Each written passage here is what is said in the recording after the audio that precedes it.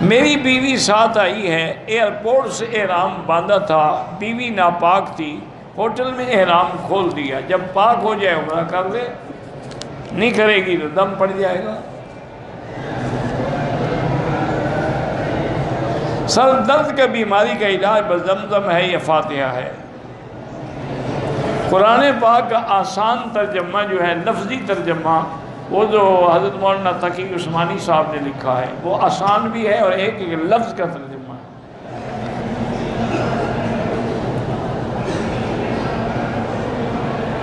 مجھے غیر محرم عورتوں نے میسج کیا ہے کہ مدینے میں ہمارے سلام پہنچائیں۔ تمہیں غیر محرم کیوں میسج کرتی ہیں؟ محرم نے تو نہیں کیا، نہ ماں نے کیا، نہ بہن نے، نہ بیٹی نے۔ غیر محرم کے سلام بھی حضور کو پہنچاؤ، کبھی گستاخی نہ کرنا۔ اتنی بڑی بے ادبی! تم دعا کرو پہلے تمہاری حاضری تو قبول ہو۔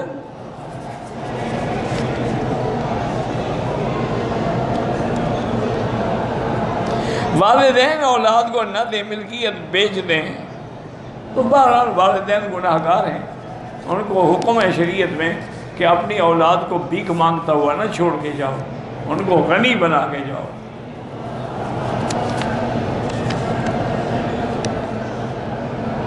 میری بیوی کو برین ہیمریج ہوا، سر میں درد ہوتا ہے، بہرحال وہی علاج ہے، زمزم پلائیں اور 7 دفعہ سورۃ فاتحہ پڑھ کے دم کر کے پلایا کریں۔ میرے بیٹے کے سارے جسم میں درد رہتا ہے، اس کا بھی وہی ہے۔ ہمارے پاس بھائی کوئی علاج نہیں، یا زمزم ہے یا سورۃ فاتحہ ہے۔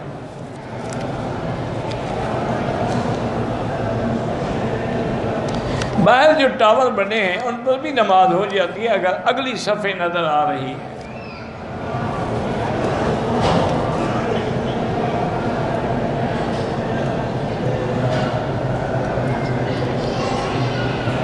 تیسری رکعت میں سنت موقدہ میں تیسری رکعت کے اندر آپ فاتحہ بھی پڑھیں گے اور سورت بھی پڑھیں گے، تو صرف فرض میں سورت بھی پڑھی جاتی ہے آخری رکعتوں میں۔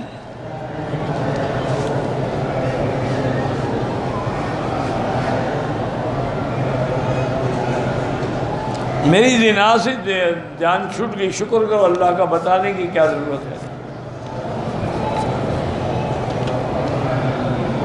پاکستان سے آئے ہیں، 6 رات مکہ شریف میں، 9 مدینہ شریف میں، پھر 6 مکہ نماز قصر پڑھیں گے۔ علامہ اورنگزیب فاروقی صاحب کیسے عالم ہیں؟ پھر کیسے کا کیا مطلب؟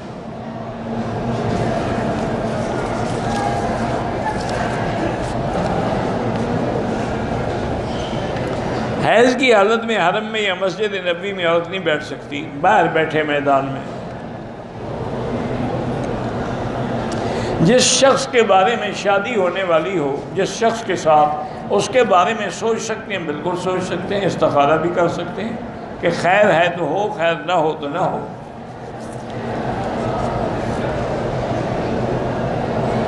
ہر طواف کے بعد افضل یہی ہے کہ 2 رکعت واجب الطواف متصل پڑھیں، لیکن اگر کسی نے 2-3 طواف کر لیے بعد میں پڑھی تو وہ بھی جائز ہے۔ افضل وہی ہے کہ فوراً پڑھو۔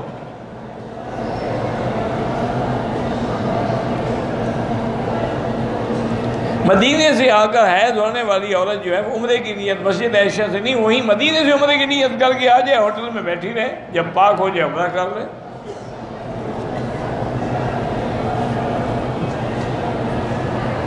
وہاں سے جب نیت کر کے آ گئی تو وہ احرام میں ہے، جب پاک ہو غسل کرے۔ امام اگر نماز میں دعا میں شرک والے کلمات کرے، اس کے پیچھے نماز پڑھنی جائز ہی نہیں ہے۔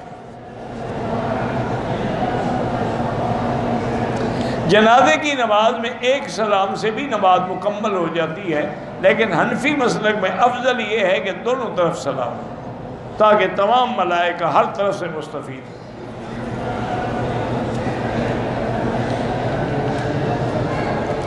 اللہ والوں کی صحبت میں جب میں جاتا ہوں تو مجھے نیند آتی ہے، بالکل سکون جب ملے گا تو نیند تو آئے گی۔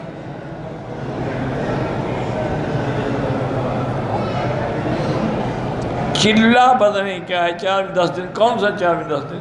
وہ تو مرنے کے بعد عدت ہے 4 مہینے 10 دن، چلا تو نہیں ہے۔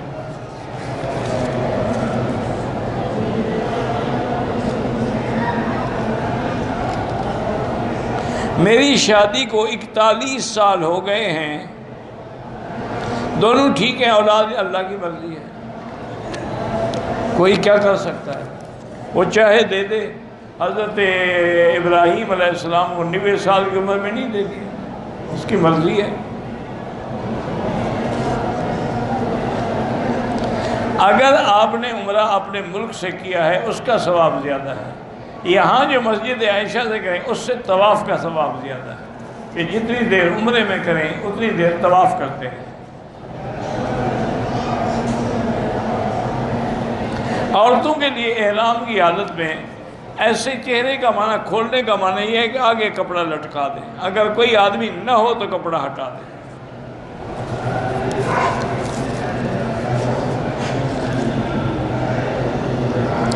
عمرہ یا طواف ایک ایک کے لیے ہوتا ہے۔ میرا بیٹا 4.5 سال کا بولتا نہیں ہے، وہی زمزم پلاؤ اور اس کو سورۃ فاتحہ پڑھ کے پلاؤ۔ اگر استنجے کے بعد کپڑے کا اپنا پیشاب کا قطرہ نکل جائے تو احتیاط کرو، انڈر ویئر رکھو اور ہر نماز کے لیے نیا وضو کرو۔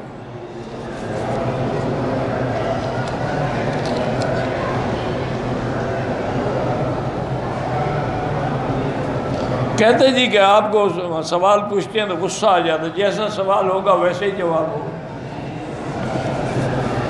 آپ جو سوال ایسا کریں گے تو جواب بھی تو مجھے اسی طرح، اللہ کے پیغمبر نے جو فرمایا قُلْ يَا أَيُّهَا الْكَافِرُونَ لَا أَعْبُدُ مَا تَعْبُدُونَ، تو کافر کو کیسے چیلنج کیا، اور کافرو، تو یہ پیار کی علامت تھی۔ اللہ نے قرآن میں کہا ہے کہ وہ میرے نبی کا جو دشمن ہے اُتُلٍّ بَعْدَ ذَلِكَ زَنِيمٌ، سرکش بھی ہے اور ولد الحرام بھی ہے، قرآن میں ہے، پھر اللہ نے بھی غصہ کیا۔ یہ تو فطری بات ہے، کبھی جلال ہوگا، کبھی جمال ہوگا، کبھی کمال ہوگا، کبھی کچھ نہیں ہوگا، کبھی دیوال ہوگا۔ یہ کیا بات؟ ایک آدمی آیا حضرت مدنی کی خدمت میں، تو اس نے کہا کہ حضرت میں پہلے گیا تھا تھانہ بھون بیعت ہونے کے لیے حضرت تھانوی کی خدمت میں، لیکن وہاں تو ایک ایک بات پہ حضرت ڈانٹ دیتے ہیں، بڑی سختی کرتے ہیں، اور یہاں میں آیا تو یہاں تو بس ہر وقت محبت ہی محبت ہے، آپ خود چائے بنا رہے ہیں، خود چائے پلا رہے ہیں، خود بٹھا رہے ہیں، خود اٹھا رہے ہیں۔ فرمایا کہ بھائی وہ ڈاکٹر ہیں، آپریشن کرتے ہیں، آپریشن میں تو تکلیف ہوگی، ہم تو کمپاؤنڈر ہیں، مرہم رکھتے ہیں، اس لیے آپ کو اچھا لگ رہا ہے۔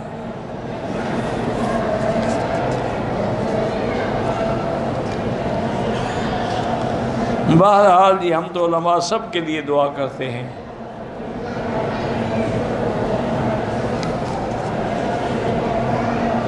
مجھے وسوسے سے پریشان کرتے ہیں، آخری صورتیں جو ہے نا، قل اعوذ برب الفلق، قل اعوذ برب الناس، ہر نماز کے بعد 3 دفعہ پڑھ کے دم کر کے سارے بدن پہ پھیر دیا کرو۔